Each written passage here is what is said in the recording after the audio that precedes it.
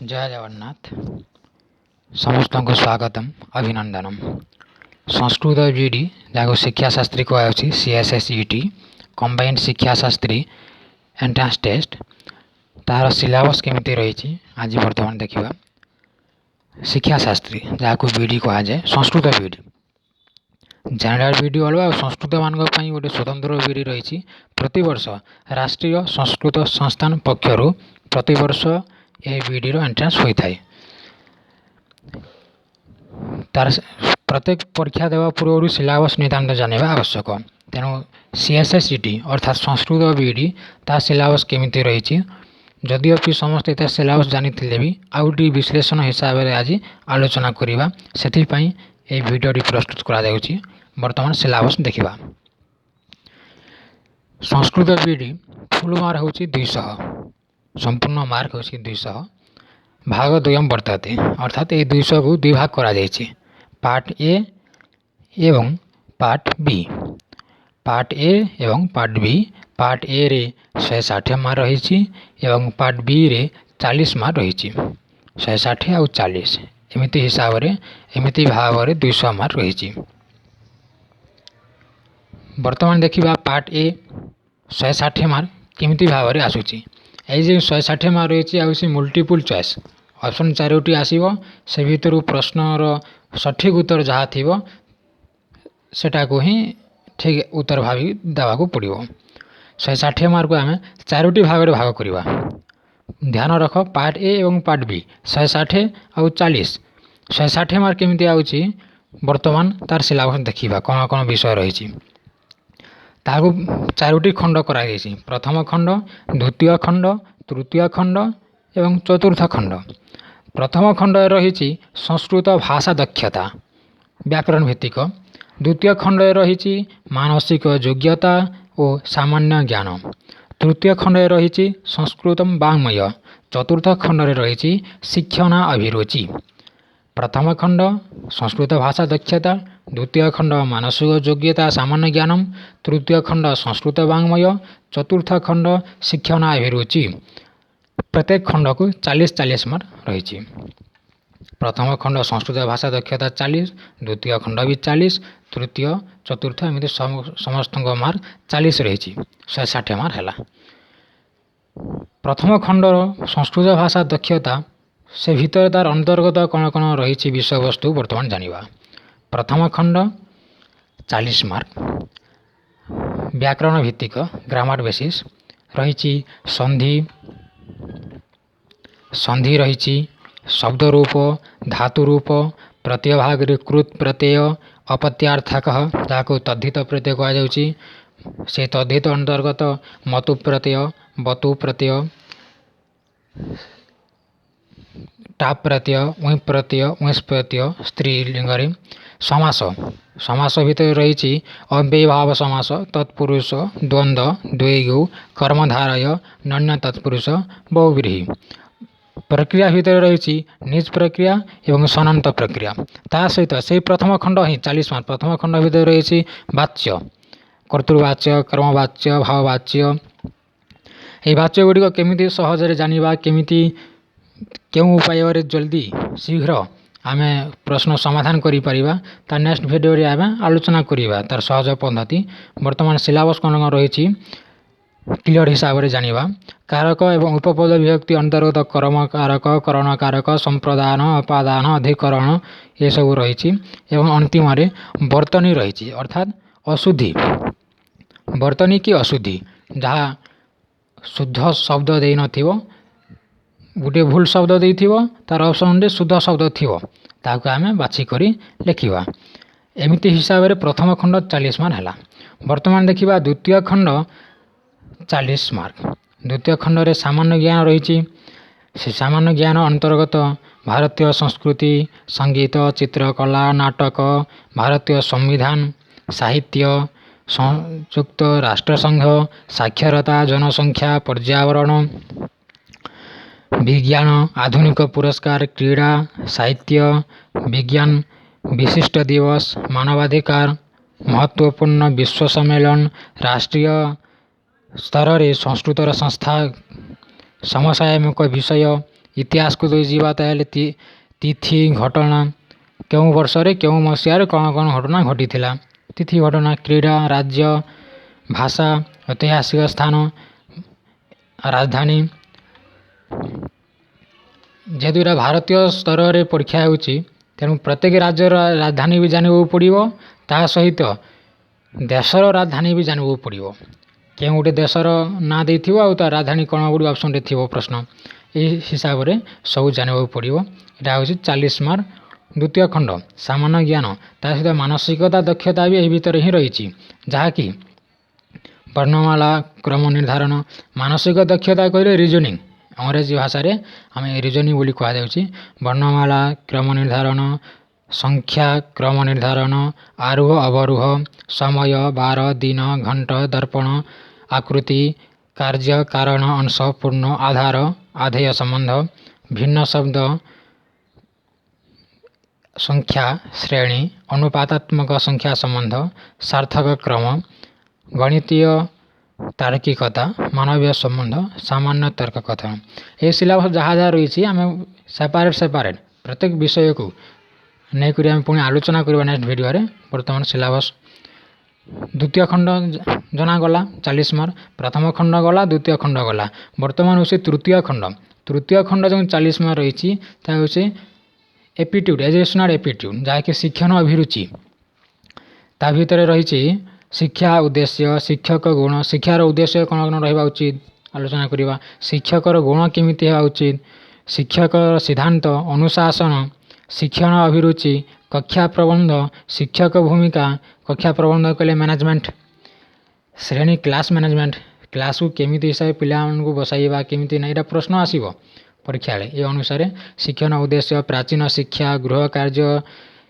शिक्षा प्रति चेतना शिक्षार आयोग जो कोठारी कमिशन आयोग रही मुद्रालय आयोग रही विश्वविद्यालय आयोग रही ये सब आयोग गुड़िक पढ़ा क्लियर भाव में शिक्षा समस्याएं जीवन मूल्य शिक्षा शिक्षा मनोविज्ञान शिक्षार इतिहास एपरी भाव में तृतीय खंड 40 मार्क रही। अंतिम हूँ चतुर्थ खंड रे संस्कृत वाङ्मय रही तार अंतर्गत विषय वस्तु हूँ वैदिक वाङ्मय ब्राह्मण आरण्यक उपनिषद वेदांत दर्शन पुराण रामायण महाभारत महाकाव्य कवि नाटक गद्य चंपू आधुनिक रचना एवं रचनाकार पुरातन कालिदास भाष जो पुरातन कवि रही वर्तमान क्षेत्र में आधुनिक जो कवि मान रही रचना कौन कौन रही ये सब गुड़ी को जानवा पड़ो। वर्तमान जो पार्ट बी 40 मार्क एटा हूँ पार्ट ए जो थिला 160 मार्क ता हूँ ऑप्शन थिला ऑप्शन आसीबो सेठीरे किंतु ये जो 40 मार्क एटा ऑप्शन आसीबो ना या हूँ लेखन प्रक्रिया निजे लेखा पड़ो एठीरे रही 40 मार्क जो रही 4टी भाग आम कर प्रत्येक भाग को 10 मार्क देवा जो अनुपयुक्त व्याकरण हूँ 10 मार्क 5टी प्रश्न पड़ो प्रत्येक प्रश्न को 2 मार्क वचन परिवर्तन आसीपारे विशिष्ट कारक पद चयन वाक्यटे देव से वाक्य रे केउं कारक रही ताकू निर्धारण करने पड़ो लकार परिवर्तन लिंग परिवर्तन वचन परिवर्तन वाच्य परिवर्तन कर्तृपदर चयन वाक्यटे देव से वाक्य कर्तृपद कौन रही ताकू चयन कर बोली देव विशेषणर चयन क्रियापदर चयन अव्यय पद चयन सर्वनाम चयन एपरी भाव में 5टी प्रश्न आसीबो प्रत्येक प्रश्नर मार्क रही 2 मार्क जहाँकि 10 मार्क रहा। वर्तमान देखिए आउ 10 मार्क अनुच्छेद एक पाराग्राफ देव अनुच्छेद देव से अनुच्छेद को आधार करी 5टी प्रश्न देव जो प्रश्नर उत्तर ही से अनुच्छेद ही थी अनुच्छेद को उत्तम रूप से पढ़ी से प्रश्नर उत्तर देवाक पड़ो ता पुणी 5टी प्रश्न आसीबो अनुच्छेद को आधार करी प्रत्येक प्रश्नर मूल्य रही 2 मार्क तार अनुच्छेद जेपरी आसीबो श्लोक गोटे मध्य सेपरी आसीबो से श्लोक को आधार करी ही पुणी 5टी प्रश्न देव जहाँ से प्रश्न उत्तर से श्लोक मध्य ही थी प्रत्येक प्रश्नर मूल्य 2 मार्क रही 10 मार्क है एवं शेष प्रबंध लिखन आसिबो निबंध लिखन रचना विषय देव टॉपिक देव 4-5टी 4टी देई थाए आ से 4टी टॉपिक मध्यरु जो टॉपिक भीतर आम अभिज्ञता रही जहाँ आम लिखा पड़ी सक्षम निजक लगे से टॉपिक को आधार करी आम 10 मार्क हिसाब से निबंध लिखा पड़ो रचना लिखा पड़ो एपरी भाव में 40 मार्क होची 160 मार्क पार्ट ए एवं पार्ट बी होची 40 मार्क 200 मार्क रही फुल मार्क आउ सिलेबस देखा तो से कष्ट नुह आउ समस्त ध्यान सहित सिलेबस को देख 160 मार्क रही पार्ट ए जहाँकि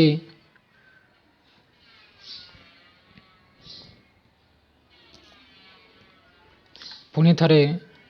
जल्दी शीघ्र कहीदे समस्ते ध्यान पुणी थे शुण शिक्षाशास्त्री बीडी सिलेबस देखा बर्तमान 200 मार्क रही 2 भाग रही part A 160 mark part B 40 mark से 160 मार्क केमिति रही बर्तमान जानिबा पुणी थे 4 भाग करा जायछि प्रथम खंड द्वितीय खंड तृतीय खंड चतुर्थ खंड प्रत्येक 40 मार्क दिया जायछि प्रथम खंड 40 मार्क रही संधि शब्द रूप धातु रूप क्रोध अपत्यार्थक मतु प्रत्यय वतु प्रत्यय स्टाप प्रत्यय उई प्रत्यय एपरी भाव में समासर अव्ययभाव तत्पुरुष द्वंद्व द्विगु कर्मधारय नन्य तत्पुरुष बहुव्रीहि प्रक्रिया निजंत सनंत वाच्य भितर कर्तृवाच्य कर्मवाच्य भववाच्य कारक कर्मकरण संप्रदान अपादान अधिकरण वर्तनीर अशुद्धि पुणी द्वितीय खंड 40 मार्क रही जहाँ सामान्य ज्ञान रही जीके जीके पुणी पढ़ा आम दिन बीडी को बेस करी और मानसिक योग्यता पुणी रही वर्णमाला एवं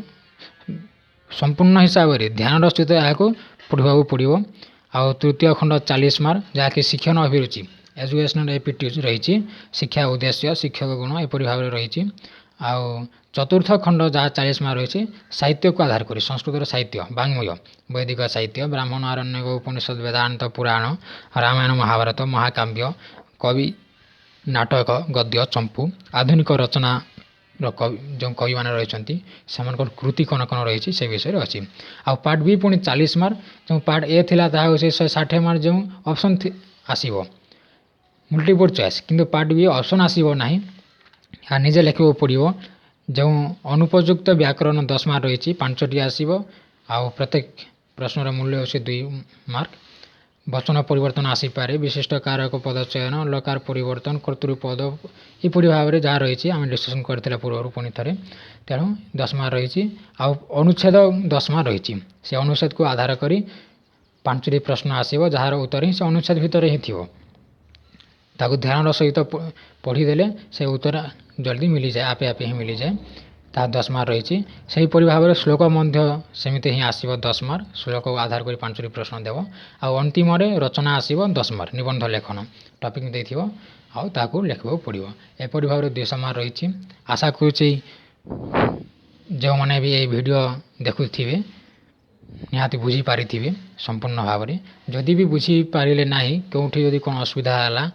माने चित्र रे हो अक्षर रे हो किंबा मोर कहवा शैली रे हो जोठारे भी हला कमेंट बॉक्स रे लिखिबे आउ ताकू समाधान करबा पई चेष्टा करा जीवो